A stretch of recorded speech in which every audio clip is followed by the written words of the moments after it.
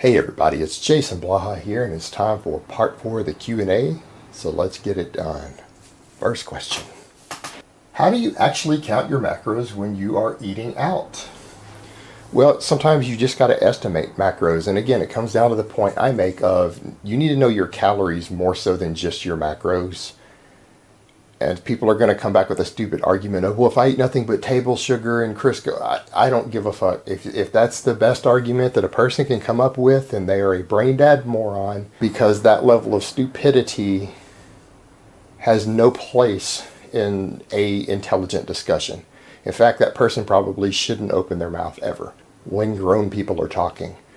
So, as for calories themselves, you can oftentimes get calories really easily. A lot of restaurants list them on the menus, particularly today.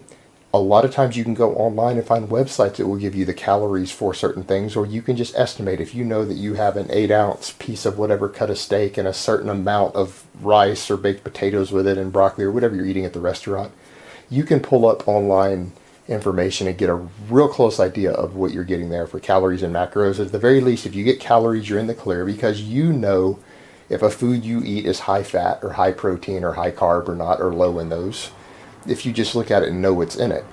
So you can just kind of get a rough range of the macros and just plug it in as long as you know the calories. And again, like I've said before, if you're not about to step on a bodybuilding stage or something, you don't need to know your exact number of protein and carb and fat calories. Does it really make a difference if your calories are the same if you got 150 versus 180 grams of protein in a day? Is it really going to matter?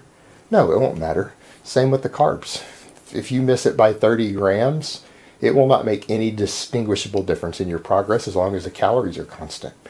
So don't worry about it to that degree. There's no point in stressing out over something like that. You don't need to know that you ate exactly 186 grams of carbs today.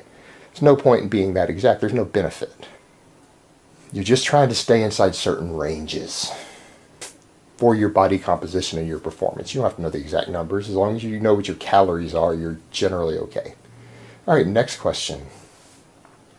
Hey Jason, with the NFL draft around the corner and the NFL Combine finishing up, I was wondering what your thoughts are on the 225 rep test at the Combine. Some say it has absolutely no carryover to pro football, while some say it is a great measure of upper body strength and endurance. This is kind of a hard one to call, because the truth is, in football, and again I'm talking about American football, this is NFL, the actual plane of motion you use on the bench press, you very rarely use that on the field when you hit somebody.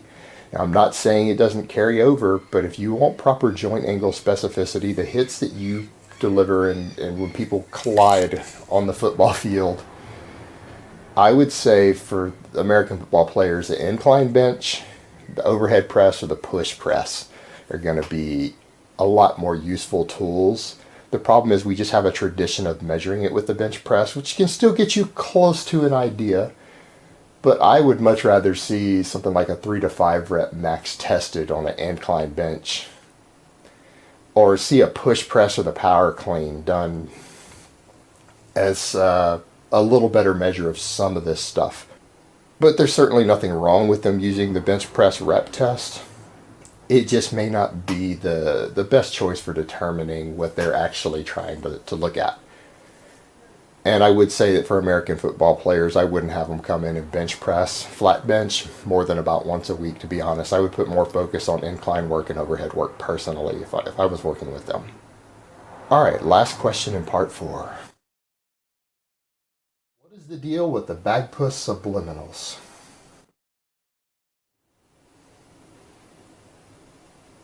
Bagpuss, it's time for me to tell them the truth. The truth is, Bagpuss is a member of the Illuminati,